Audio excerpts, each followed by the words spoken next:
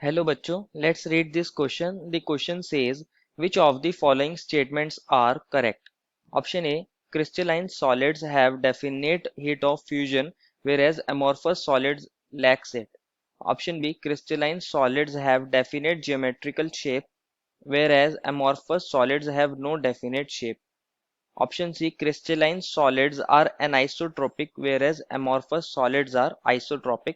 And option D, crystalline solids do not have sharp melting point, whereas amorphous solids have sharp melting point.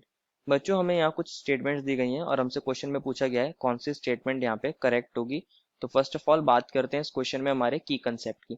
बच्चों सारे statement के अंदर हमारे पास crystalline solids को compare किया गया है, उनकी प्रॉपर्टीज के बारे में डिस्कस किया गया है अमॉर्फस सॉलिड्स के साथ। तो हमारा की कंसेप्ट क्या होगा बच्चों, यहाँ properties of crystalline and amorphous solids. Properties of crystalline and amorphous solid, this is the key concept here. देखते हैं इनके अंदर हमारी प्रॉपर्टीज क्या क्या होती हैं, वन बाय वन सभी को डिस्कस करते हैं। बात करते हैं हमारी प्रॉपर्टीज के बारे में क्रिस्टलाइन और अमॉर्फस सॉलिड्स की। अमॉर्फस सॉलिड्स बच्चों, जो हमारे पास ये एमोर्फस सॉलिड्स होते हैं काइंड के स्यूडो सॉलिड्स होते हैं। बात करते हैं इनकी प्रॉपर्टीज के बारे में। अगर मैं अरेंजमेंट की बात करूं, अरेंजमेंट ऑफ पार्टिकल्स की, तो क्रिस्टलाइन सॉलिड्स के अंदर बच्चों हमें एक लॉन्ग ऑर्डर अरेंजमेंट देखने को मिलता है, लॉन्ग ऑर्डर अरेंजमेंट। वहीं मैं बात करूं हमारे एमोर्फस सॉलिड्स की, तो इनके अंदर हमें एक शॉर्ट ऑर्डर अरेंजमेंट देखने को मिलता है। मतलब थोड़ी थोड़ी डिस्टेंस के लिए हमें अरेंजमेंट देखने को मिलेगा, फिर वो हमारा ऑर्डर डिस्टर्ब हो जाएगा, वो अरेंजमेंट बिगड़ जाएगा। इस वजह से जो लॉन्ग ऑर्डर अरेंजमेंट होता है बच्चों क्रिस्टलाइन सॉलिड्स का, इसकी वजह से इनकी शेप की बात करूं तो इनके पास एक डेफिनेट शेप होती है, डेफिनेट शेप, एक फिक्स शेप होती है क्रिस्टलाइन सॉलिड्स के पास।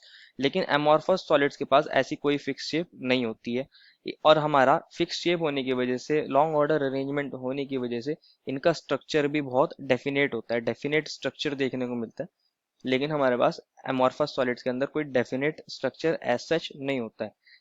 हमारा जो क्रिस्टलाइन सॉलिड्स हैं, अगर उनकी मेल्टिंग पॉइंट की बात करते हैं, मेल्टिंग पॉइंट बच्चों क्रिस्टलाइन सॉलिड्स का बहुत शार्प होता है।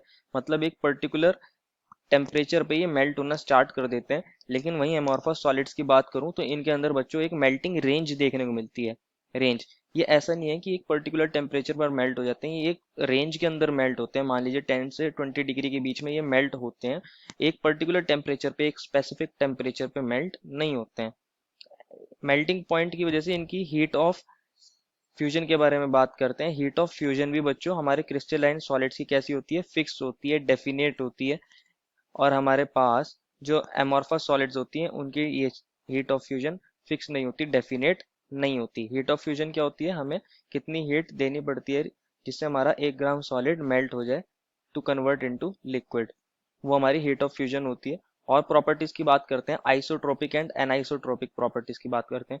बच्चों जो हमारे पास क्रिस्टलाइन सॉलिड्स होते हैं वो होते हैं एनाइसोट्रोपिक। एनाइसोट्रोपिक का मतलब होता है इनकी डिफरेंट डायरेक्शंस में डिफरेंट प्रॉपर्टीज देखने को मिलती हैं।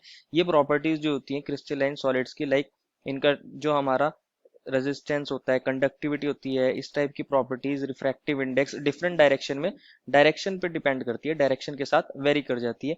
लेकिन हमारे पास एमॉर्फस सॉलिड्स के अंदर रैंडम अरेंजमेंट ऑफ पार्टिकल्स होता है, जिसकी वजह से इसके अंदर हमें आइसोट्रोपिक नेचर देखने को मिलता है। मतलब इसके अंदर हमारा डिफरेंट डायरेक्शन में प्रॉपर्टीज चेंज नहीं होती, हमारी प्रॉपर्टीज जो है वो डायरेक्शन पे डिपेंड नहीं करती हैं। तो इस तरह की प्रॉपर्टीज हमें इसके अंदर देखने को मिलती हैं। अब हम देखते हैं हमें कौन कौन से ऑप्शन दिए थे बच्चों। हमें ऑप्शन 1 में कहा था क्रिस्टलाइन सॉलिड्स के पास डेफिनेट हीट ऑफ फ्यूजन होती है, ये बात सही है, और एमॉर्फस सॉलिड्स के पास नहीं होती, ये बात सही है। तो हमारी स्टेटमेंट ए भी करेक्ट है। अब बात करते हैं सेकंड स्टेटमेंट की। सेकंड स्टेटमेंट में कहा था क्रिस्टलाइन सॉलिड्स की डेफिनेट ज्योमेट्रिकल शेप होती है और एमॉर्फस सॉलिड्स की नहीं होती, ये बात भी बिल्कुल करेक्ट है। थर्ड स्टेटमेंट में हमें कहा है क्रिस्टलाइन सॉलिड्स जो होते हैं एनाइसोट्रोपिक होते हैं, जबकि एमॉर्फस सॉलिड्स आइसोट्रोपिक होते हैं, ये बात भी सही है। ऑप्शन डी में हमें कहा है क्रिस्टलाइन सॉलिड जो होते हैं उनका मेल्टिंग पॉइंट शार्प नहीं होता, और हमने देखा था कि उनका मेल्टिंग पॉइंट शार्प होता है, तो ये वाली स्टेटमेंट गलत हो जाएगी। Therefore the final answer is option A, B and C. I hope you understood it well and best of luck.